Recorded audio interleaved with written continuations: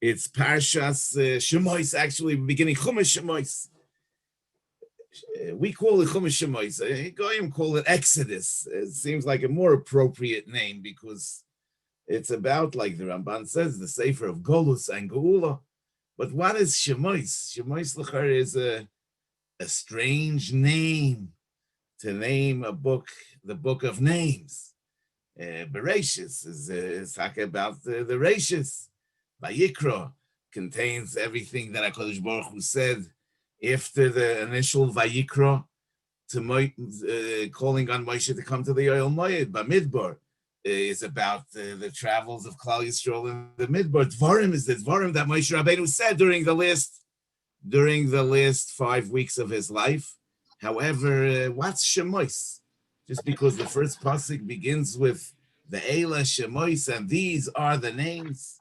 The name Shemos appears in Chazal somewhere? Oh, 1 second. First of all, you think Chazal and Minig Yisrael. I mean, the way we refer to it is nothing. So I say, first of all, Avada, the fact that Yidden refer to the Parsha, to the entire Chumash as Shemos, first of all, tells us that names are not like we think, that it's just a way of identifying one out of the crowd and saying, who am I talking about? I'm talking about so-and-so, or something that somebody needs only in order to identify himself to others. But actually, a name is more than that. A name is relevant to the person himself. You know, it's interesting that the Shlo in his Agdama, in the Bayis Achroin, on page Yud Gimel, says that Misha Ein Lo Seichel Lohavin B'divrei Torah, somebody that's, a fashtopte kop, he doesn't understand any learning. So he says, Yoimar al kolponim es hashemois shel achumoshim v'hashemois shel mesechtes hashas. It's a mind-boggling thing. So what's in the name? First of all, the Ramban says that what the Sefer Bereshis is the Sefer Ha'avos. Sefer Shemos is the Sefer Habonim. Now, the Avos are Yechidim, the individuals. Ein Korim Avos Ela L'shloisha. On the other hand, Bonim, there are many. Ubnei Yisrael Poru Vayishritzu Vayirbu Vayatzmu B'Ma'od Ma'od Vatimolei Haaretz Oisam. From the three of us, there are many toildois. Revava Ketzemach Hasode Nisatich. No, when you have a grass, so every individual blade, is not, we don't relate to every individual blade of grass. In a forest, we don't notice every particular tree. And Dafke, the Sefer Habonim, is called Sefer Shemos. When we move from the Sefer of the Avos, which is the Sefer of Yechidim, to the Sefer Habonim, which is the Sefer of Revava Ketzemach Hasod Nesatich, we call it Sefer Shemos. And as Rashi says in the beginning of the parsha, Afal pi shemenoon b'chayehem b'shmoisam, chazar umonon b'misosam, v'hoidiach igbosam shenimshu l'kechovim, shemoitziim umachnisim b'mispor u'b'shmoisam, shenemar hamoitzi b'mispor tzva'am, l'kulam b'shem yikra. So even though they are many in numbers, they don't become just numbers. But every star has a name. Hamoitzi b'mispor tzva'am l'chulam b'shem yikra. So there's a special emphasis when we talk about the Bonim in the Sefer HaBonim, that they have names, that they have individual names, that each one has a particular character.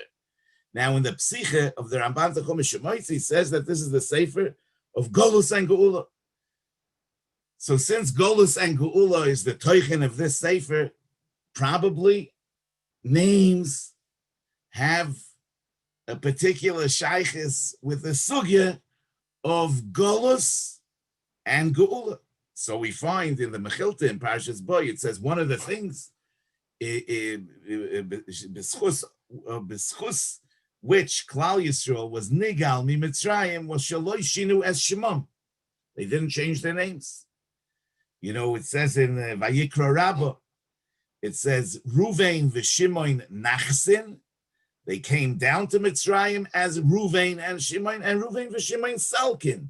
They went out of Mitzrayim as Ruvain and Shimon. They didn't lose their name. So we see that names have a particular shaykhs with the Indian of Geula. So it's no wonder that the Sefer of Golus and Geula is the Sefer of Shemos. Shemos. Now in the Hemshech Parsha, we actually see that the Torah intentionally avoids names. Vayelech ish mi beis Levi, vayikach es bas Levi, vatar ho isha vateled ben. Now the ish mi beis Levi, we know he's Amram. The isha that appears as a bas Levi, she's Yochevet. And the ben, vateled ben, doesn't say that his parents give him a name Bechlal, but later we find out Vayigdal Hayelet Vativiyehu lebas Paroi Vayihilo leben Vatichus Shmei Moshe Kimin Hamayim Mishisiu. So we see that in spite of the fact that the parsha begins with overemphasizing the importance of names, in the Hemshech parsha all names disappear. Vayelech ish mi beis Levi, Vayikach es bas Levi, and Vatara ish vateled ben. So Avada, these are two sides of the same coin. What is this about? You know, the pasuk says in Tehillim Mem Vav, Lechu chazu mifalois Elokim. Go and see the workings of Hashem. Asher som shamois ba'oretz. He wrought shamois, is devastation, emptiness, ba'oretz, in the land. So in Pashit, Shutei Shal Mikra, Shamois is Shmama, is emptiness, destruction. As Rashi says, Asher Som Artzois Agoyim Shmama. However, the Gemara in Brachas Daf Zayin Amud Beis, after the Gemara tells us that Reuven was given the name Reuven in the sense of Reu Ma Bein Beni Leben Chomi, and Shimon and Rus has the name Rus in the sense of Zochsa v'yotza mimeno David sherivehu laHakodesh Baruch Hu b'shirois u'b'zishbachos. So we're darshaning names. So the Gemara says Minolon the Shmoka Gorim. From where do we know that a name has significance and a name is actually goyim? What happens to the person? Omer Rebbe Elazar. The Amakro, Lechu Chazu Mifalois Hashem Elokim Asher Som Shamois Ba'oretz Al Tikri Shamois Elo Shemois. So we're saying that it's not just Shamois. You can see Mifalois Elokim, you can see the workings of Hashem, not just in the devastation, in the destruction, but also in the names. You know that when we say Al Tikri, it doesn't mean that we're disregarding the Pashut Pshat, but we're actually saying that there's an additional Pshat, and the two Pshatim work together. As the Minchas Shai is marich in the first kapitel in Tzvanya, that is B'bchinas Achas Diber Elokim Shtayim Zu Shomati. The Radvaz in Tshuva, in Chelek Gimel, Siman Tov Reish Mem Gimel, proves this from the fact that we darshan Ushmartem Es HaMatzois, Al Tikri Matzois Elo Mitzvois, Mitzvah Habo Liyotcha Al Tachmitzeno. If we're saying that it says over here mitzvahs, as if it says mitzvahs, so how do we get the drasha that the shmira is in the sense of al tachmitzena? Tachmitzena is a concept that is only applicable to matzos. But if we're changing the word matzos to mitzvahs, how does the ushmartem teach us al tachmitzena? Says the Radvaz that from here we see that the drashas of al tikri are actually putting together what it says with what we're darshaning. And therefore it's as if it says matzos and mitzvahs in the pasuk. So it means that when we're saying Al Tikri Shamois Elo Shemois, these two terms of Shamois and Shemois go together. And how do they go together? And what does that mean? You know, Shamois in the sense of Shmoma is like Sham Ma. There, what? In other words, what's there? In other words, it's emptiness, devastation. What's there? Shma Mo. And the Lechu Chazu Mifalois Elokim, Asher Som Shamois Ba'aretz, in Pshutei Shel Mikra, is that when you see the Shamois Ba'aretz, it teaches you how helpless mankind is, and how it's all in the hands of the Rabbeinu Shalom. Asher Som Shamois Ba'aretz, as the pasuk says, Mashbis Milchomois. The pasuk continues, Ad K'tzei Ha'oreth, Keshes Yeshaber. He breaks the bow. Kitzei Tzchanis, Agolois Yisroiv Ba'esh, Harpu Udu'u, Ki Anoichi Elokim, Orum Bagoyim, Orum Ba'aretz. Harpu is a lashon of letting go. We feel that we hold on. We hold the reins of our destiny. But no, Harpu. Let go. Like Rafu Yedeyim, Harpu, Udu'u, Ki Anoichi Elokim, Orum Bagoyim, Orum Ba'aretz. The Rebbeinu Shalom is in charge. That's the Hakara that we reach through the Shamois Ba'aretz. But in a deeper sense, you know, Shmoma is also Shem Ma. Not only Sham Ma, but it's also Shem Ma. Meaning, it's not necessarily, the absence of reality. There can be a presence of reality that's undefined. That's also, in the real sense of the word considered Shmoma, Shema. In other words, an undefined presence is really absence. Shema is a kind of Shmoma. And so that the Shemois Ba'aretz undo the Shamois Ba'aretz, because when things are classified, defined, understood, they become Ois Shamois Ba'aretz, they become Shemois Ba'aretz. Now the Shamois Ba'aretz, in the sense of Shmoma, remove our gaiva. When we, and it takes us out of our illusion that we hold on and we control our destiny. But on top of that comes the drosha of Chazal, Al Tikri Shamois Elo Shemois. You can, the kiyum of Lechu Chazu Mifalois Elokim is not only by seeing devastation and destruction, but it's actually in the Shemois. What do I mean to say? We don't only experience the divine presence, chas v'sholem, in destruction. We experience the divine presence in human activity. Not only in the mashbis milchamos, also in human activity. Can we and we ought to experience the mifalois Elokim, because man is meant to be a shutif b'maisa bereishis. Va'aretz hoyso soyu v'voyu.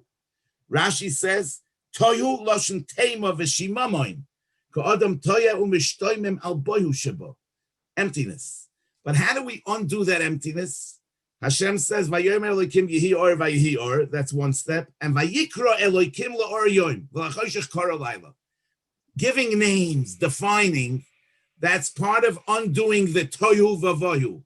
That's part of creation.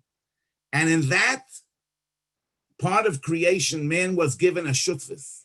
He becomes a partner with the Rebbeinu Shalom, as it says. Vayitzer Hashem Elokim min ha'adama kol chayis hasoda v'chol oif hashomayim vayovei la'adam liris ma yikra loi v'chol asher yikra loi ha'adam nefesh chaya hu shemoy vayikra adam shemois v'chol ha'behema l'chol chayis oretz. So So man is really meant to become a shutuf LaHaKadosh Baruch Hu b'maaseh bereishis in defining the reality. And that's how the Shemos ba'aretz bring us to a new level of lechu, ru'u, mifalois elokim, beyond the lechu, ru'u, mifalois elokim that we see in the Shamos ba'aretz. And this is a lechu, ru'u, mifalois elokim that doesn't come through the harpudu, but it comes dafka from engaging in human activity. You know that Rashi in Micha, it's not really Rashi. In Kapitel Vav, Pasuk Tes, there's a soiger, there's a parenthesis in Rashi that says it comes from the first time it's mentioned is in the Hagdama of the Siddur of Reb Hertz, which was published in Shin Chof, which is 1540. And what it says over there is that in the end of the Shemoneh Esrei, before you step back, you should say a pasuk in Tanakh that begins and ends with the first and last letter of your name. And that's a sgula, that you shouldn't forget your name on the day of judgment after death. This connects with what it says in the Zohar Chodosh in Rus, that idmich v'choze bechelma hu gavre. He fell asleep and he saw in his dream this person, Amalei Manat, who are you? Amalei Yehudoi Chayovana, I'm a guilty Jew. Deloi Shavakne Bishin v'chatoin ba'almid lo yavana. There isn't an avera that I didn't do. Amalei Begoy Chelmes, he said to him in the dream, Ma Shimcha, what's your name? Amalei lo yadana. The Chayve Gehenim lo yidachrin shmayu. Because those that are Chayve and Gehenim don't remember their name. A similar thing appears in the Meseches Chibut HaKever that's brought in the Reishis Chochmah.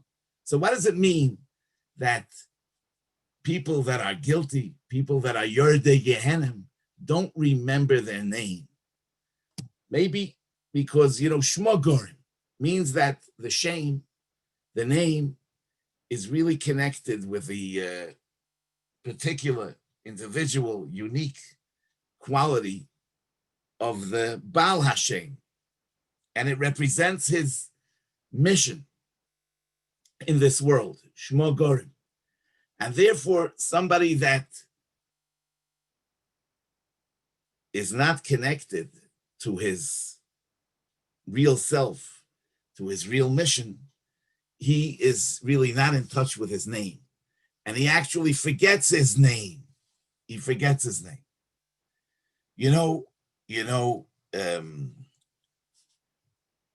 So we say that when we daven, so we connect with the Rebbeinu Shalom and we connect with ourselves, with our true selves. But when we step back, we're always in danger that we're stepping back into the world, and we might lose touch with our name, and therefore we remind ourselves of our name and how our name is rooted in the Torah, which means what our name really tells us and what our mission is. And that helps us stay in touch with our neshama and with the essence of our being.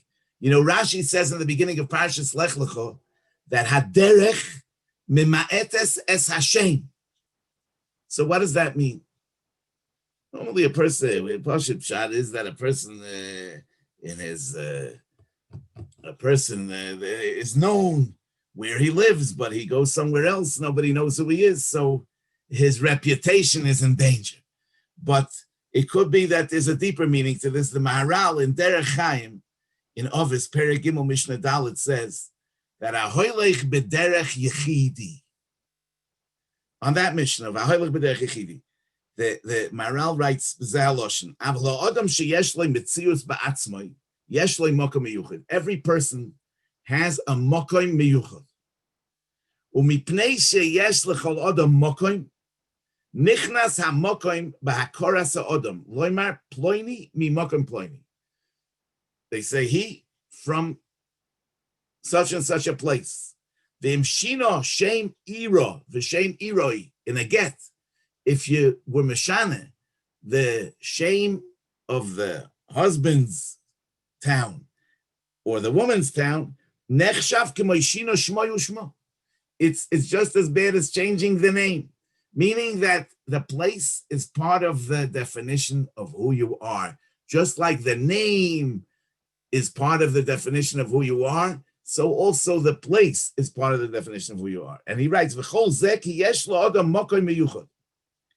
so it could be that that's the pshat, that haderech mima'etes is Hashem, because since a person has a makom and has a shame, and that's all he, for himself, being in touch with himself, but when he's out of his place, he also loses touch with his name. And memela, if ger yiyazaracho be'eretz loy lohem, right? When Klal Yisrael is in Golus, the Golus is really threatens our names, especially va'avodum, v'inu oisum. And slaves lose their individuality because to their masters, they're just numbers. And the vanihi kichagovim be'eineihem, being numbers in their eyes, can actually affect us, that we become numbers in our own eyes, that we lose our sense of self, our sense of individuality, our unique qualities, and memela, we lose our name. So that's why the emphasis in the Sefer of Golus and Gula on names. But in the beginning of the Golus, it's like it says, Vayelech ish mi beis Levi v'yikichas bas Levi and Vateled ben, all the names are lost because Golus threatens the names.